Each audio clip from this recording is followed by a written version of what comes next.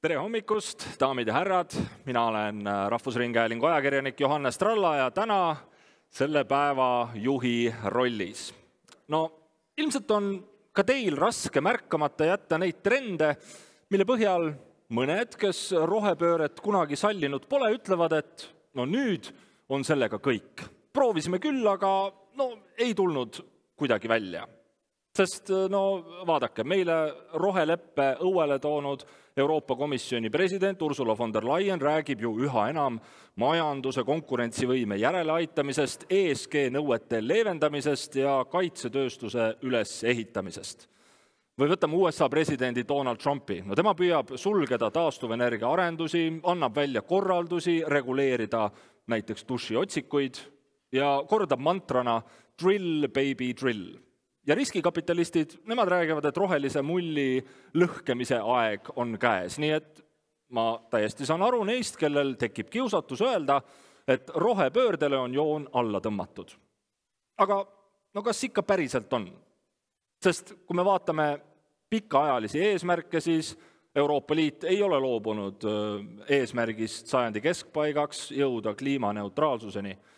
ÜRO ei ole kliimaeesmärke tagasi pööranud ja tegelikult, kui rääkida USA ettevõtetega, siis osariikides jätkub kõik see töö roheenergia arenduste kestlike ettevõtete arendamisel. Nii et isegi kui Valge Maja peremees püüab teha nägu, nagu söekaevurid on majanduse alus, siis ma kahtlustan, et ikkagi ei ole ja mulle tundub, et ka USA's saadakse sellest väga hästi aru. Möödunud aastal rajati maailmas rohkem uusi päikese- ja tuuleenergia tootmisvõimsusi kui kunagi varem. Ja ka rahvusvaheline energiaagentuur kinnitab, et päikese- ja tuuleenergia on jätkuvalt kõige odavam viis elektrit toota enamikes maailma piirkondades. Ja olgem ausad, planeedi ülekuumenemise vältimiseks ei ole meil lihtsalt kestlikule majandusele alternatiive. Ja tegelikult ettevõtted on sellest ju suurepäraselt aru saanud ja selle omaks võtnud. Pangad omakorda finantseerivad neid, kelle ärimudel on tulevikukindel. Mis tähendab, et see teema, millest meie täna räägime, roheoskused sõnadest tegudesse, see on päriselt oluline. Tööturul on vaja aina rohkem inimesi, kes oskavad neid muutusi majanduses juhtida ja ellu viia. No mis meid siis täna ees ootab? Päeva jooksul me kuuleme, millistest oskustest tööandjad päriselt puudust tunnevad, kas tööturule siseneb uus põlvkond, on nii keskkonnateadlik ja juba roheoskustega varustatud, või peavad ettevõtted, koolipingist tulevad töötajad ja nende roheoskused nii enam-vähem ABC-st selgeks tegema. Tõde kipub enamasti olema kusagil seal kahe äärmuse vahel. Täna on laval ettevõtjad, teadlased, õppejõud ja poliitikakujundajad. Erinevad vaatenurgad, aga üks keskne küsimus. Kuidas siis ikkagi teha nii, et roheoskused ei oleks lihtsalt ilus loosung, vaid päriselt kasulik viis maailma ja majandust edasi viia? Ja te saate täna ülevaate roheoskuste konsortsiumide tööst, kuulete ettevõtete kogemuslugusid, kes on juba mõnda aega tagasi pööranud roheoskused oma konkurentsi eeliseks.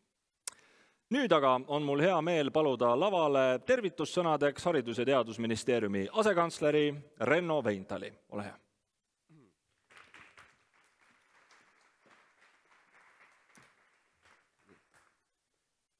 Nii, aitäh selle väga sisuka sissejuhatuse eest. Omalt poolt suur rõõm on siin täna näha nii haridusrahvast, aga ka ettevõtjaid, kes on tulnud koos tegema asja, mis ei ole suunatud ainult tänase päeva murede lahendamisele, vaid vaatab homsesse päeva. Ja rohepööre ei ole midagi sellist, mis oleks kuskil kaugel tulevikus. Ta on juba kohal. Ja selle eduka elluviimise võti on kahtlemata oskustes. Täna me räägime roheoskustest, nendest oskustest, mida vajavad kõikide sektorite erineva oskustasemega töötajad. Eesti suur väljakutse seisneb selles, et meil on puudu inimesi, oskustega inimesi. Seda teadsime juba 10 aastat tagasi. See oskuste vajak ajas tegelikult kasvab, hoolimata kõikidest nendest pingutustest, mida asjaosalised teevad. Ja selle taga on siiski need kahetsusväärsed demograafilised suundumused. Aga seda olulisem on see, et me teeksime ise tarkasid valikuid ja tõepoolest oskaksime eristada seda, mis on vältimatult vajalik selleks, et säilitada oma konkurentsivõime, turvatunne, ilma et me kestlikkuse piire püüaksime veel kaugemale nihutada. Teadupärast oleme jõudnud ju olukorda, kus Eesti overshoot day ehk siis see kuupäev, kui meie selle aasta keskkonnaressurss on ammendunud, on tänaseks jäänud selja taha. See päev oli märtsi alguses ja see tähendab, et me tegelikult tarbime, kulutame looduskeskkonna poolt pakutavat kordades rohkem, kui see jõuab taastuda. Oluline on see, et roheoskused tõepoolest ei puuduta mingisuguse kitsa valdkonna spetsialiste, vaid meid kõiki, kes me teeme lihtsamaid ja keerulisemaid töid pea kõikidel elualadel. Seda ilmestavad kõnekalt need konsortsiumid, mis selle programmi ettevalmistavas etapis on kujunenud. Need tõepoolest katavad väga erinevaid eluvaldkondi, alates transporditeenustest, mootorsõidukitest, energeetikast, põllumajandusest, loomakasvatusest, toiduainete töötlemisest, metsandusest, väga oluline ehitised ja tsiviilrajatised, keemiatehnoloogia, tekstiil, plast,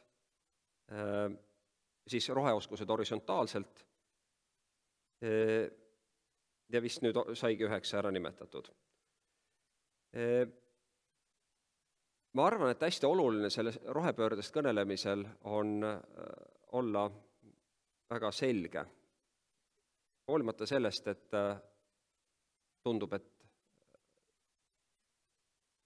toimuvat on väga palju, huve on väga erinevaid, aga selleks, et seda selgust luua, seda ühiskonna poolt oodatavat läbipaistvust pakkuda, tuleb pingsalt otsida vastust küsimustele sellistel praktilisel tasandil, mitte loosunglikult. Ma arvan, et Eesti inimesed ei vaja väga palju loosungeid ja seda tegelikult selle programmi esimeses etapis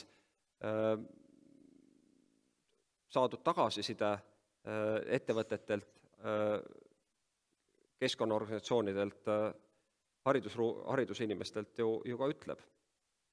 Et küsimus ei ole ainult väärtustes, vaid vastuseid on vaja praktilisel tasandil. Nii et me peame suutma vastata inimeste küsimustele, mis asjad maksavad. Ja seda siis mitte ainult rahas, aga ka harjumustes, ümberõppes, töökohtades. Ja tegelikult oluline on öelda ka, suuta kõnelda selgelt sellest, mida maksab mitteotsustamine, mida maksab otsustamatus. Tõepoolest, kriitilisi hääli ühiskonnas on omajagu ja seepärast on tähtis, et just haridusinimesed, toetudes teadusele läbi tõenduspõhisuse, aitaksid seda selgust luua. Ja see, mida me läbi teadustegevuse saame, see oleks kiiresti täpselt üle kantud sellesse, mida me õppes pakume. Ja see peab sündima koostöös meie ettevõtjatega. Nii et rohepööre tähendab vastutust. See peab andma inimestele tunde, et nad ei ole maha jäetud. Ja me peame oskama nendest asjadest rääkida piisavalt lihtsalt ja sellest, kuhu me liigume. Ka sellest, mis asjad maksavad. Täna või siin kokku tulnud inimestele eriline tänu, sest juba tehtu on märkimisväärne see koostööharjutus, kus on jõud ühendanud 80 partnerit, sealhulgas ligi 20 kutseõppeasutust, 8 kõrgkooli, ja 49 erialaliitu ja asutust on saavutus omaette.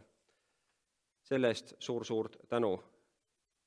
Me oleme jõudnud juba etappi, kus saab teha kokkuvõtteid ja ma arvan, et need on väga huvitavad kokkuvõtted, sellest saame täna loodetavasti kuulda. Ja siin on tehtud märkimisväärne hulk tööd, defineeritud roheoskusi, õpiväljundeid, kaardistatud ettepanekuid kutsestandardite täiendamiseks ja eriti väärtuslik minu arvates on ka need konsortsiumite aruannetes need ülevaated parimatest praktikatest, mida täna on kavas kindlasti ka jagada. Ja võib-olla subjektiivselt, aga minu jaoks on tõesti huvitav see tõdemus, et sektorite hinnangul väljakutseks ei ole täna Eestis enam niivõrd hoiakud kui konkreetsed oskused. Ma tahaksin siinkohal kasutada võimalust ja tänada kõiki asjaosalisi, aga eriti ettevõtjaid, sest võib-olla nende jaoks, ettevõtete jaoks on see muutus vast kõige suuremaid väljakutseid pakkuv. Me peame rääkima nendest lugudest, nendest ettevõtet, kes on julgenud sellesse muutusse siseneda, kes on läbi koostöö asunud arendama neid oskusi, mida me rohepöördes vajame ja võtnud need kasutusele, väärtustab neid. Nii et veel kord aitäh selle eest neile, kes on õla alla pannud ja kaasa aidanud roheoskuste vajaduste kaardistamisele ja muidugi teile, kes te olete tänasel konverentsil oma lugusid jagamas. Ja siinkohal ma kutsun üles kõiki haridusasutusi, omavalitsusi, koole, nii kutsekoole, kõrgkoole, märkama üksteist, tunnustama tehtud ja otsima koostööd, olema avatud ja jagama teadmisi. Ja ainult siis me saame saavutada olukorra, kus need üksikud praktikad ei jää sellisteks saarekesteks, vaid muutuvad uueks normiks. Nii et rohepööre on kohal, oleme ise selle muutuse sees, pingutame, et üle kanda parimaid praktikaid ja edu toob süsteemne ja terviklik lähenemine. Selleks, et see süsteemne ja terviklik lähenemine sünniks, on vaja koostööd. Nii et aitäh veel kord ja loodan väga, et tänane annab uut ja kasulikku julgust oma valdkonnas muutust eest vedada ja läbi nende jagatud kogemuste anda oma panus turvalise, jõuka, konkurentsivõimelise ja samas keskkonnahoidliku Eesti kujundamisse. Aitäh!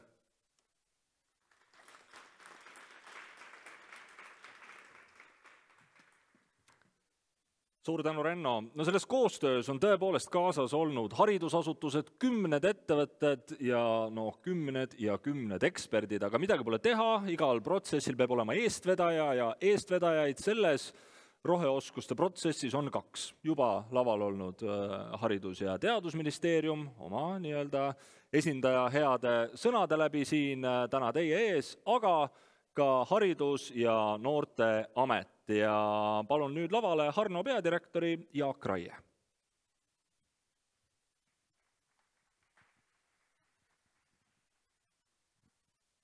Tere hommikust! Minu nimi on Jaak, olen Haridus- ja Noorteameti peadirektor. Renno rääkis kõik sõnad ära, nii et alati teisena tulla on raskem, aga sellest on soojendus tehtud peaesinejale. Lugupeetud ettevõtjad, esmalt lugupeetud koolid, teiselt. Tahan siin ja kohe alustuseks öelda, et meie Harnos mõistame väga hästi, kuidas haridus ja majandus koos käivad. Mingil naljakal, sellistel stigmatiseeritud, lahterdatud, sellises pildis on haridus 1 ja siis kuskil teises kohas on majandus. Aga tegelikult on see kõik tinglik. Need kaks süsteemi on seotud otseselt. See, et me täna siin konverentsil oleme looduse, ressursside, roheoskuste teemal, on ka selle süsteemi üks osadest. Tahan rõhutada, et need minu head kolleegid Kestlikkuse keskusest, haridusuuenduste osakonnast, Harno jaguneb ka veel mitmeks osakonnast, see on päris keeruline süsteem, et nemad on just need, kes suudavad leida seoseid ja sõlmida kokku selle võrgu, mis peaks töötama meie parema homse nimel. See võrgu punumine ei ole lihtsalt niisama, vaid seal on palju mängijaid. Igal mängijal on vaat selles ajas, selles kohas, selles ruumis oma roll. Ja üks moment, mis ma ka kokkuvõtetest lugedes taipasin, on see, et meil kõigil tundub olema ihalus süsteemi järele, süstematiseeritud lahenduste järele ja antud juhul ka siis roheoskuste süstematiseeritud, jätkusuutliku ja püsiva, kuidas öelda, püsiva mõjuga süsteemi järele. Ettevõtjate poole peal olid tähelepanekud, et siin nurgas meil natukene on seda rohelist ja siis teises nurgas on meil natukene neid oskusi aga tegelikult oleks vaja läbivalt midagi. Hariduse poole peal samamoodi oli, et ühtedel erialadel on rohekomponent juba integreeritud, teistel erialadel pole seda üldse integreeritud. Ühtedes koolides on seda, teistes koolides on seda vähem.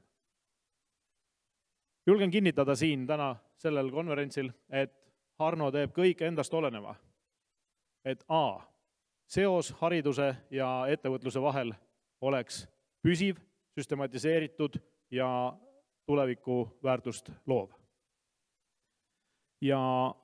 Ja teiseks, me väga selgelt anname aru tänasesse teemasse, et see, kuidas me täna käitume, mõjutab seda, kuidas meie lapsed homme elavad. Nii need lapsed, kes on juba sündinud, kui need lapsed veel, kes sünnivad. Siia sellesse keskkonda, ja mitte ainult võib-olla Eesti keskkonda, vaid maailma keskkonda. Hea küll, meil on siin selline demograafiline nagu kitsikus. Elanikkond vananeb, elanikkond väheneb. See on Eestis, see on siin Lääne-Euroopas, vanas maailmas. Aga kuskil maamuna peal on kohad, kus on olukord tegelikult veel hullem. Selles mõistes, et inimeste hulk kasvab jõhkralt. Ruutkilomeetreid, kus peal süüa teha, kasvatada, see nupu kohta muud kui väheneb. Ja see mõjutab meid ka. Pikas plaanis. Ja me Harnos teeme kõik selleks, et see teadlikkus ressursside inimlikust kasutamisest, ma ei taha kasutada sõna mingi mõistlik või tasakaalustatud või